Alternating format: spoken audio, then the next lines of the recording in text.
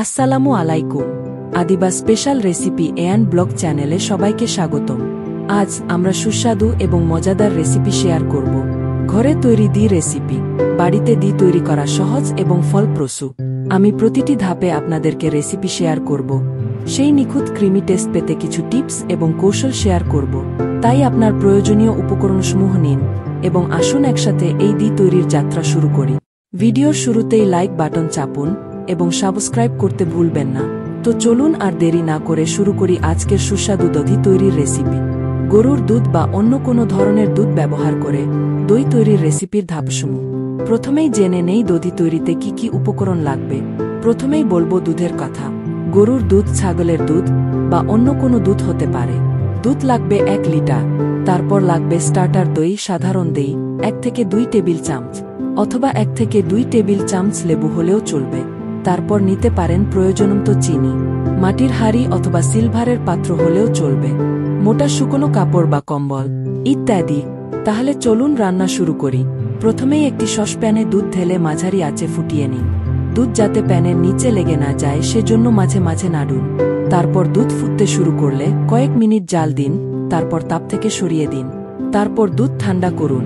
তারপর ফুটানো দুধকে হালকা উষ্ণ তাপমাত্রায় ঠান্ডা হতে দিন। আপনি দুধে আপনার আঙুল ডুবিয়ে এটি পরীক্ষা করতে পারেন। তারপর একটি ছোট পাত্রে 1 বা 2 টেবিল চামচ স্টার্টার দি নিন। দি ঘন হলে মসৃণ করতে ফেটিয়ে নিতে পারেন। টক দি না থাকলে 2 টেবিল চামচ লেবুর রস নিয়ে নিন। তারপর দুধের সাথে স্টার্টার মেশান। তারপর উষ্ণ দুধে স্টার্টার দি যোগ করুন এবং ভালোভাবে মেশান। নিশ্চিত করুন যে স্টার্টারটি পুরো দুধ জুড়ে সমানভাবে মিশানো হয়েছে। তারপর একটি পরিষ্কার পাত্রে মিশ্রণটি ঢেলে দিন। এটি একটি ঢাকনা বা একটি কাপড় দিয়ে ঢেকে দিন। মোটা কাপড় দিয়ে ভালোভাবে হাঁড়ির মুখ থেকে বা বেঁধে দিলে ভালো ফলাফল পাওয়া যাবে। লক্ষ্য রাখতে হবে যেন হাঁড়িতে বাতাস না ঢোকে। তারপর হাঁড়িটিকে 6 থেকে 8 ঘন্টা বা রাতারাতি একটি উষ্ণ জায়গায় নিরবচ্ছিন্নভাবে রাখুন। পরিবেষ্টিত তাপমাত্রার উপর নির্ভর করে প্রয়োজনীয় সময় পরিবর্তিত হতে পারে।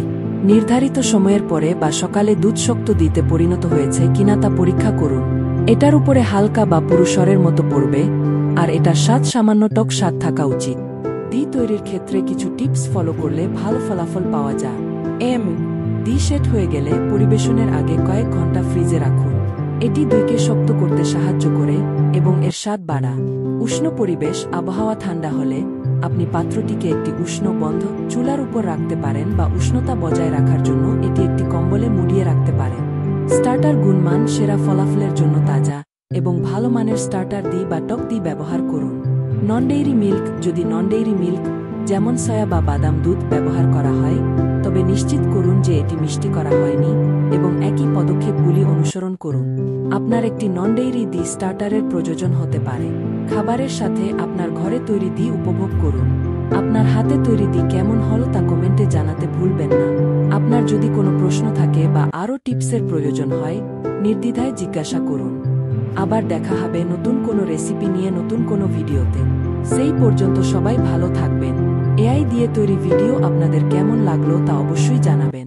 নতুন নতুন ভিডিও পেতে চ্যানেলটি সাবস্ক্রাইব করুন ও নোটিফিকেশন বাটনটি অন করে দিন। ভিডিওটি শেয়ার করে পাশে থাকুন। আল্লাহ হাফেজ।